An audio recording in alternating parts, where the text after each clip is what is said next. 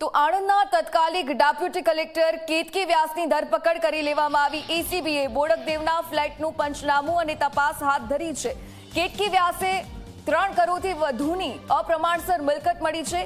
તો કેતકીની મિલકત તેના પગાર કરતા 67.84 ગણી વધુ મળી આવી છે। જમીન, મકાન, ફ્લેટ, વાહનો સહિતની સંપત્તિ વસાવી છે।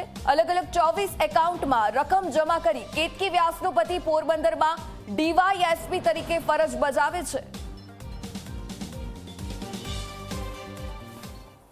ગુજરાત એસીબીએ જે આણંદના તત્કાલીન ડેપ્યુટી કલેક્ટર કેતકી વ્યાસની જે છે ભ્રષ્ટાચાર અંતર્ગત ધરપકડ કરી છે। ધરપકડને લઈ જ્યારે તપાસ કરવામાં આવી તો તપાસની અંદરની વિગતોની જો હું આપને વાત કરું તો તપાસની વિગતોની અંદર સામે આવ્યું છે કે 3 કરોડથી પણ વધારેની અપ્રમાણસર મિલકત જે છે કેતકી વ્યાસની મળી આવી છે। તેને લઈને તે તમે જોઈ શકો છો કેતકી વ્યાસને લઈ અત્યારે એમના સ્ટાફને લઈને નિવાસ સ્થાને જે છે બોડકદેવ ખાતે સેવાલિક લેગસી ત્યાં અત્યારે લઈ અને જઈ રહ્યા છે।